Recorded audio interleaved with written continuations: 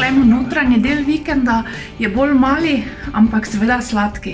Tako da mislim, da za vikend tudi več ne rabite, to je to. Kuhinja. In veliki prostor. Ker so ga verjetno kar dosti čakali.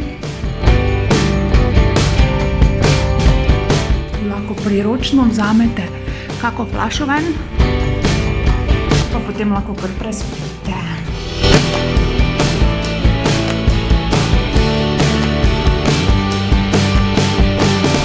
Sodi so pa tudi tukaj v vinski kleti.